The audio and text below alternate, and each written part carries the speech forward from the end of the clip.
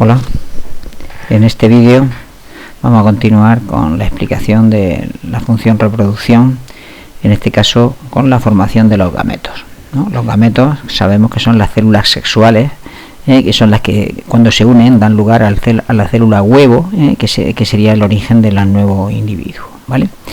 Que ya hemos visto que los gametos masculinos es el espermatozoide y el gameto femenino es el óvulo, ¿vale? Bueno, pues eso es lo que son los gametos, cómo se forman los óvulos y cómo se forman los espermatozoides, ¿vale? El proceso se llama gametogénesis o generación de gametos, ¿no? Y bueno, pues respectivamente la formación de óvulos es ovogénesis y la formación de espermatozoides es espermatogénesis, ¿vale? Tienen una muy diferente, ¿no? La formación de un óvulo y un espermatozoide, ¿vale? ¿Qué diferencia hay entre un espermatozoide, y una célula normal? Y bueno, pues son muchísimas, pero la fundamental, y un óvulo también podría ser más parecido a una célula normal, pero también tiene una diferencia fundamental, ¿no? Las células sexuales, o gametos, son unas células, como que ya hemos comentado anteriormente, que tienen la mitad de los cromosomas, ¿no? La mitad de la información genética, que es necesaria y que contienen el resto de las células del cuerpo, que se llaman células somáticas, ¿no? Las células normales tienen una cantidad de información genética que sería como el doble de la que contiene un espermatozoide o la que contiene un óvulo por separado, Pero cuando se une un espermatozoide y un óvulo, suman su información genética y ya se convertirían en una célula normal, digamos, a nivel de cromosomas, a nivel genético. Tendrían todos los cromosomas completos, ¿de acuerdo? Bueno, pues estas células especiales, espermatozoide y óvulo, pues ya hemos dicho que tienen pues unas características particulares y se forman de una manera que vamos a estudiar en este apartado. Bueno, las partes, vemos que el espermatozoide pues tiene como una forma alargada, se distingue la cabeza, que dentro se encuentra el núcleo con el material genético, pero solamente la mitad de los cromosomas, el cuello, que es una parte que vamos a ver a continuación, que tiene gran cantidad de mitocondrias, que es una parte que obtienen energía de los nutrientes para poder mover esta cola. Los espermatozoides son unas células que son móviles, tienen un flagelo o cola que lo agitan, para eso tienen el cuello, donde tienen una serie de mitocondrias que obtienen energía de los nutrientes que hay a su alrededor, y por eso se pueden impulsar. Son un tamaño muy pequeño, 6 milésimas de milímetro, y en cada eyaculación pues se pueden expulsar de 60 a 300 millones de espermatozoides. Son muy abundantes pero muy pequeños. Mientras que los óvulos, cada mujer produce un óvulo, digamos, cada mes aproximadamente. Tiene una parte exterior que se llama corona radiada, que son unas células protectoras que lo protegen del exterior. Tienen una membrana que lo recubre, y dentro tiene un citoplasma o vitelo y un núcleo que estaría el material genético, pero también la mitad de genes o de cromosomas que en una célula normal, ¿de acuerdo? Y se produce solamente uno al mes. Bueno, pues empezamos. Ya sabéis que aquí hay vídeos que explican todo esto, todos estos apartados, que os animo a que veáis, pero bueno, yo voy a ir contando un poco lo que viene aquí en los apuntes en este vídeo. ¿Cómo es la espermatogénesis? ¿Cómo se producen los espermatozoides? Bueno, pues la formación de los espermatozoides se realiza, como ya hemos dicho anteriormente, en los testículos, y a partir de unas células especiales denominadas espermatogonias, ¿vale? Este proceso de producción de espermatozoides comienza en la pubertad, ¿no? A partir de los 12, 14 años, y se continúa a lo largo de toda la vida. Y es un proceso que la producción de un espermatozoide, desde su inicio hasta que está maduro, pues puede durar hasta unos 2 meses, en que madure. Lo que pasa es que es un proceso continuo y, digamos, por eso se producen gran cantidad de espermatozoides. Bueno, para que los espermatozoides empiecen a madurar, pues requiere que haya una hormona, un producto químico, que se llama FSH, folículo estimulante hormona, en inglés, ¿no? Sería la sigla, la hormona FSH, que se produce en una glándula que tenemos en la base del cerebro. No está en los testículos, no está esta glándula, la hipófisis, es una de las glándulas más importantes del cuerpo humano y interviene en muchos procesos, y por eso está muy bien protegida, se encuentra dentro de la cavidad craneal, está metida entre huesos, tiene el tamaño, pues digamos, de una almendra, pero es muy importante y por eso está muy bien protegida. Cuando esta glándula, la hipófisis, produce la hormona FSH, pues da inicio a la formación de los espermatozoides. Bueno, aquí ya vemos las partes que tienen, son células pequeñas y móviles, tienen cabeza, que es la más voluminosa, contiene el núcleo, y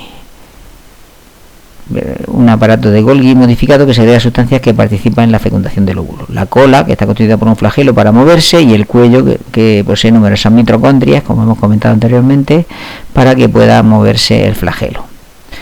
¿Vale?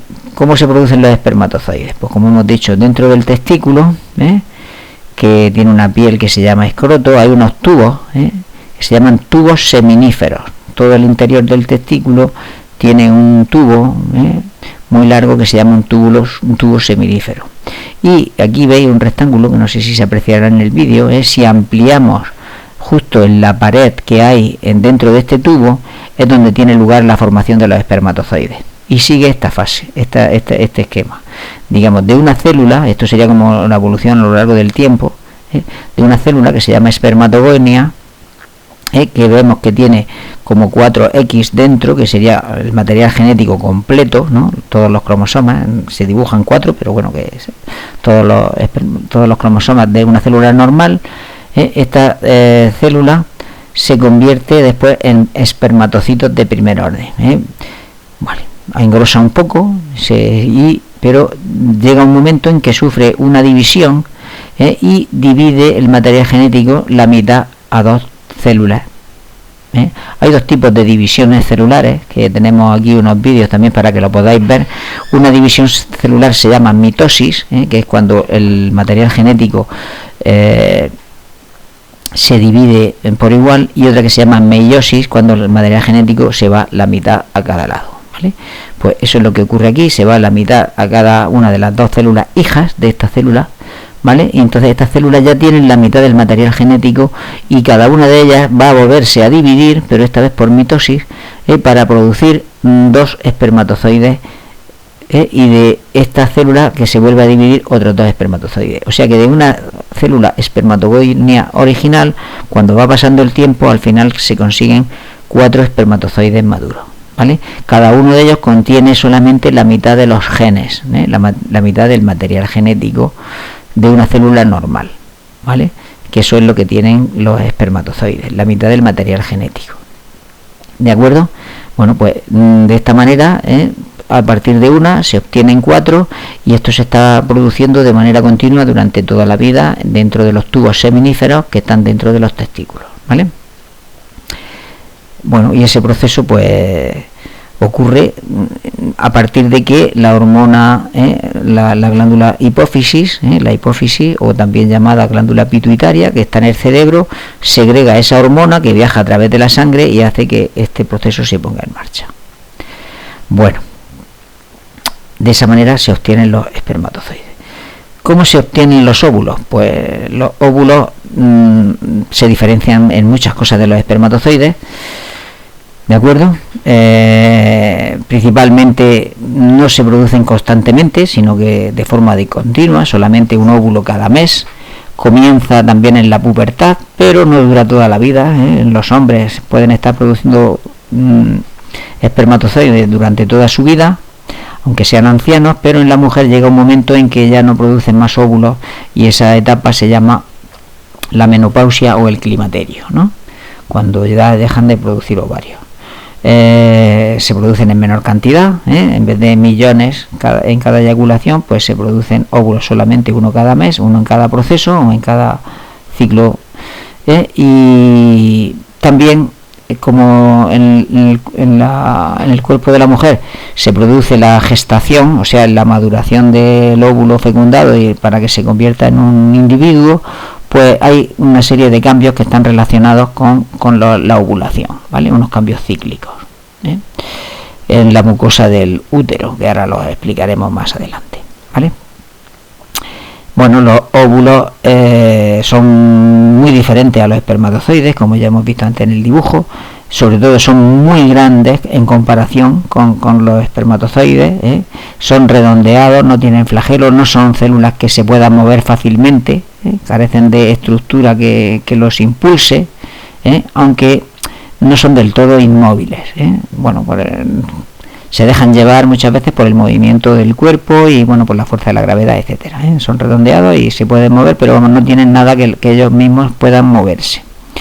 Es una célula grande y tiene una reserva para nutrir en los primeros días a ese nuevo ser, es como que se denomina vitelo, ¿vale? Alimentan al embrión durante los primeros días después de la fecundación. Es como si dijéramos lo que ocurre también como en las aves, como en los huevos, ¿no? Que durante el tiempo que está formándose el pollito, pues bueno, se va alimentando del huevo. Pues aquí el vitelo del óvulo alimenta al nuevo ser durante unos días solamente, los primeros días. Bueno, pues para entender bien cómo es el proceso de producción de ovarios, pues lo vamos a estudiar relacionado también con el ciclo menstrual, ¿no? Pues que están muy relacionados. Bueno, os animo a que veáis este vídeo. Bueno, pues entonces vamos a ver el ciclo ovárico y el ciclo menstrual en este esquema, ¿eh? Yo voy a ir explicando sobre estos dibujos un poco. Están relacionados. Se pone en marcha también, y también en esta parte con este esquema, a partir de que la hormona hipófisis, que ya hemos comentado que estaba en la base debajo del cerebro, pues segrega esta hormona, la FSH, en la mujer también, ¿no? La FSH. Bueno, pues cuando esa hormona se segrega, empieza a desarrollarse uno de estos folículos primarios, pero no todos los que hay, sino solamente uno. Uno de ellos empieza a madurar y empieza a desarrollarse, ¿vale? Simultáneamente, bueno, vamos a ir viendo todo este proceso, va madurando, va engrosando, ¿no? Estas serían las partes que tiene el ovario, este sería el ovario, y digamos aquí conectado por esta parte estaría la trompa de Falopio, ¿vale? Rodeando un poco al ovario. Bueno, pues la parte de la corteza, la parte de la médula, y en la parte de interior del ovario es donde este folículo, ¿no? Este pequeña célula, pues se va desarrollando. Hasta que llega un momento en que es tan grande que es capaz de romper y escapar de la membrana del ovario. Y entonces ese momento se denomina la ovulación, y este óvulo es recogido por la trompa de Falopio y va a ir bajando por esa trompa hasta el útero, y en este camino que recorre desde el ovario hasta el útero es cuando, si llega un espermatozoide, se producirá la fecundación, ¿eh? La fecundación se produce en el camino que hay desde el ovario hasta el útero, ¿eh? En esa parte que se denomina la trompa de Falopio.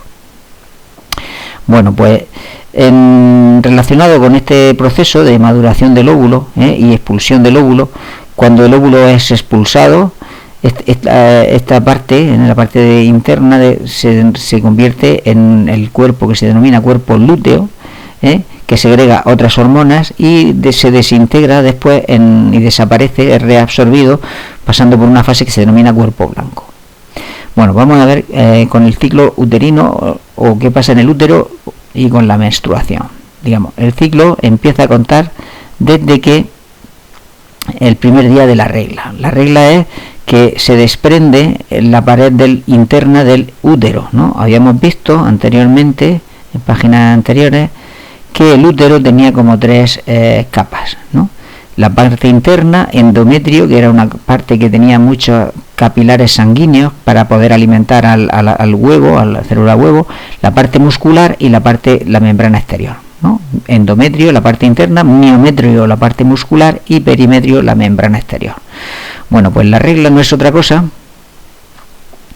que Todos estos primeros días se empieza a contar el ciclo uterino, desde el primer día de la regla, el segundo, el tercero, el cuarto y el quinto, más o menos 5 días de regla, en los que la mujer está sangrando porque se está desprendiendo esa pared, esa capa interna con muchos capilares sanguíneos, ¿vale? Vale, entonces esa sería la primera fase. En esta fase estaríamos cuando el folículo va desarrollándose en los primeros días de desarrollo. Después viene una fase en la que empieza, una vez que se ha terminado de expulsar todo el endometrio, empieza de nuevo a regenerarse el endometrio. El endometrio empieza a engordar, a volver a llenarse de capilares sanguíneos. ¿Vale? Estaríamos con ya los folículos en un tamaño casi maduro, ¿no? Y digamos aproximadamente en el día 14, entre el 14 y 15, después del primer día de regla, es cuando se produciría la ovulación, se rompería el folículo, ¿no? Que sería la cápsula donde está el óvulo, y el óvulo sería expulsado al exterior. Eso suele ocurrir el día 14. Por eso, desde el día 11 hasta el día 18 se consideran que estos días son días fértiles. ¿Por qué? Porque un espermatozoide dentro del cuerpo de la mujer puede vivir hasta 3 o 4 días, ¿no? Entonces, si en este momento, en el día 11, se tienen relaciones, pues como el espermatozoide puede vivir varios días, si la ovulación se produce más o menos el día 14, pues puede ser que el espermatozoide siga vivo y que pueda producirse la fecundación.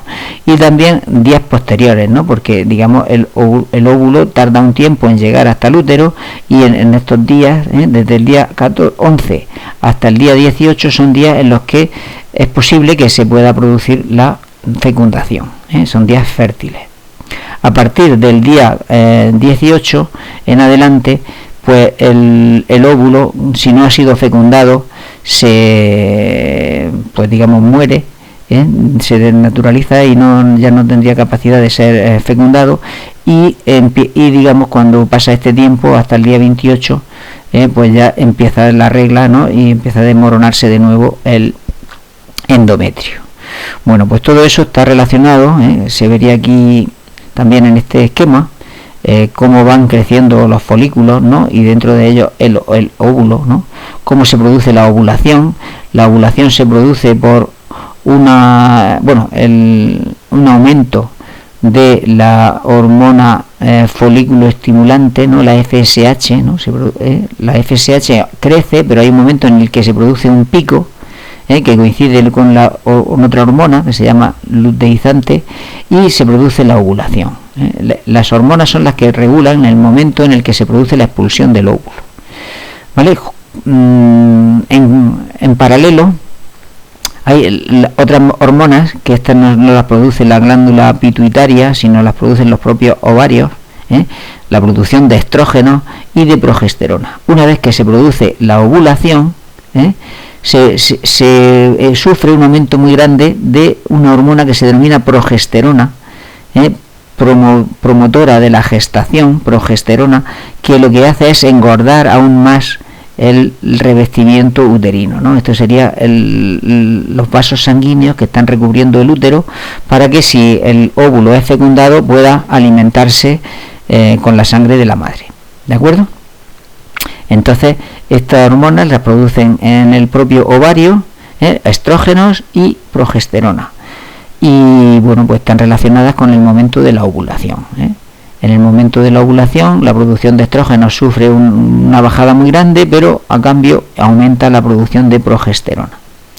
Y bueno, al aumentar la progesterona, aumenta aún más el recubrimiento, pero si llega un momento que el óvulo no está fecundado, el ovario deja de producir progesterona y empieza a estropearse y desnaturalizarse el recubrimiento.